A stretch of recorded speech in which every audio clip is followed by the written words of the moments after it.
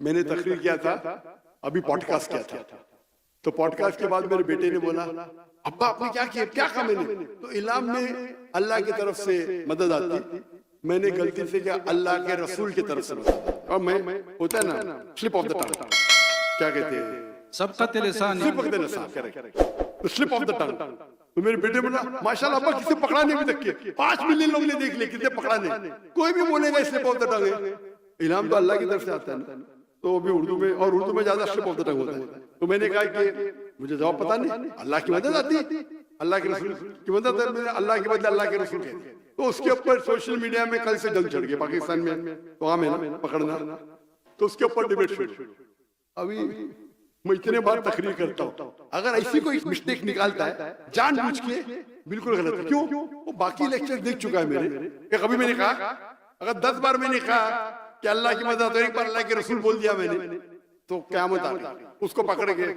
कोई भी बड़ा आलिम कभी भी ऐसा नहीं करेगा, कभी भी नहीं करेगा। ये छोटे लोग जो फेम चाहते कि मैं जाकिर नाइक की गलती नहीं, मैं कहा कहता हूँ कि मैं 100% सही हूँ, गलती को निकाले, अरे ऐसा कहा। जहां तक कि इख्तिलाफ का सवाल है, मेरा उसूल क्या है, जब इख्तिलाफ होता है, और मैं जब अंग्रेजी में तकरीर करता था ना, अल्हम्दुलिल्लाह 100% सब फिरके के मेरे साथ, सब शिया हो बरेली हो, सब फिरके साथ। बाद में बंबई के पुलिस कमिश्नर ने कहा, मैं तुमसे नाराज हूं। क्यों नाराज है? आपको उर्दू में तकरीर कर, क्यों? आम मुसलमान, सब मुसलमान अंग्रेजी नहीं जानते, तो मैं तुमसे नाराज हूं। तो उसको खुश करने के लिए उर्दू में तकरीर करना शुरू किया, गलतियों के साथ। बाद में पीस टीवी आया तो और शुरू किया। उसके बाद फतवे आने लगे, जाकिर काफिर है, क्या उर्दू में बात करना काफिर है, अंग्रेजी में। वही चीज अंग्रेजी में बोला तो बोलते सुनने का तो डॉक्टर जाकिर नाइक को सुनो, क्योंकि कंपटीशन नहीं है, समझ रहे हैं? मैं तो इंग्लिश में बात नहीं करता हूँ, डॉक्टर नाइक को सुनो। जहाँ उर्दू में बात करने लगा, उर्दू तकरीर में ज्यादा पब्लिक आ रहे, अंग्रेजी तकरीर में 5 लाख, उर्दू तकरीर में 10 लाख। जाकिर काफिर उठाए मिलता है कमेंट। मैंने कभी भी किसका जवाब नहीं दिया। मेरा क्या उसूल है, When people throw stones at you, अगर कोई आप पे पत्थर फेंकता है, अपने आप को उतना ऊंचा करो पत्थर आप तक पहुंचे नहीं। दूसरा, अगर कोई आप पे ईंट फेंकता है, ईंट को लो और अपना घर बनाओ। तो मैंने कहा हमारे कॉन्फ्रेंस बड़े होते हैं, और सब कॉन्फ्रेंस अपने अपने जमात के, हम लोग तो मैं तो मुसलमान, और जब मुसलमान बोलते बाकी, अरे डॉक्टर साहब आप ऐसा कैसा कहते हैं? मैंने बोला काली खेला कुरान में, जाकिर भाई आप तो हमारे हैं, आपको तो मैं तो रंगे की चोट पे बोलता हूँ, मैं तो मुस्लिम हूँ। लेकिन अगर कोई अपने आप को देवबंदी बोलता है, देवबंद से फारग है, अच्छी बात है। कोई मदनी बोलता है, ये जायज है, इसमें कोई तफरुक नहीं। आप मदीना से फारग है, मदनी बोलते हैं, देवबंद से फारग है, देवबंदी बोले उसको लगता है, मदनी बोले नहीं लगता। क्यों? ये तो डबल स्टैंडर्ड हो गया ना। मदनी बोलना जायज है, देवबंदी बोलना जायज नहीं। क्यों डबल स्टैंडर्ड? तो अगर कोई मदरसे से फारिग है और मदनी की लक़ब से कहता है कि मैं ये हूं, मैं कास्मी हूं, तो मुझे कोई एतराज नहीं। लेकिन हम मुस्लिम हैं, क़ाला इन्ननी मिनल मुस्लिमीन, 14 बार लिखा है, क़ाला इन्ननी मिनल मुस्लिमीन, क़ाला इन्ननी मिनल मुस्लिमीन। और आज को भी ताला इला कलिमतुन क़ाला इन्ननी मिनल मुस्लिमीन से खत्म होती है। कहो कि मैं मुस्लिम हूं, मुस्लिम कहां नहीं लिखा है कि ये कहो देवबंदी को या तबलीगी करो, जमात इस्लामी को, अहले हदीस करो या सलफी कहो। उन कहता है तो मुझे इतराज नहीं, मैं नहीं कहता हूँ गलत है। यहाँ पर मुझे बोलना चाहते सबूत पेश करो, आप बोलते मुझे इतराज नहीं, मैंने बोलता हराम बोल रहे।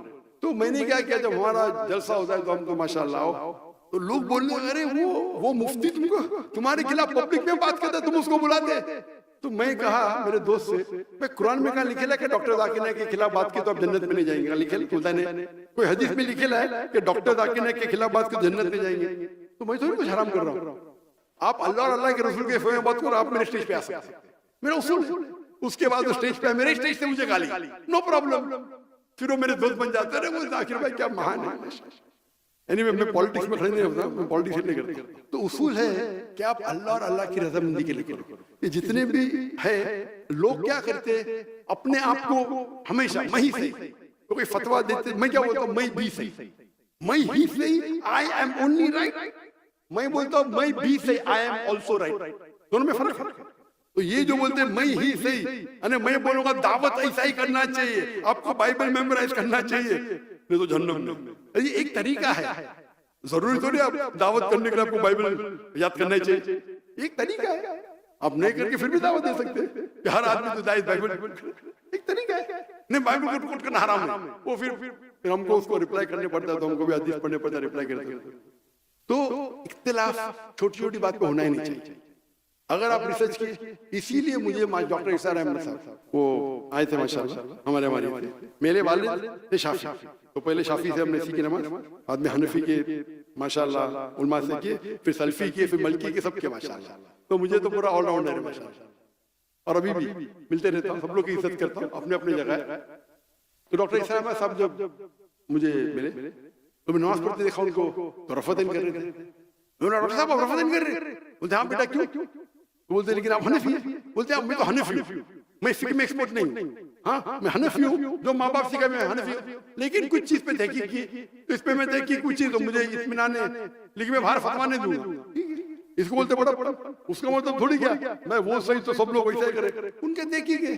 तो ये बड़प्पन होना चाहिए अपने में। उसको तो अरे डॉक्टर इसार रफादन करते मतलब उनने थोड़ी कहा कि मैं ही सही हूँ।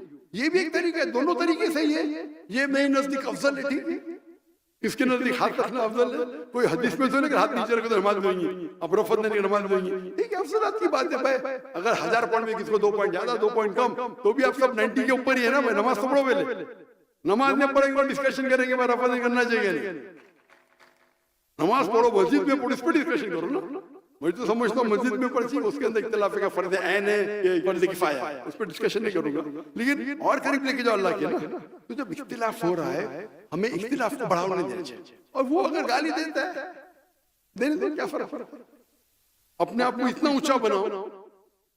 आज की तारीख में सबसे मशहूर इंसान कौन है दुनिया में? कौन है? मोहम्मद सल्लल्लाहु अलैहि वसल्लम।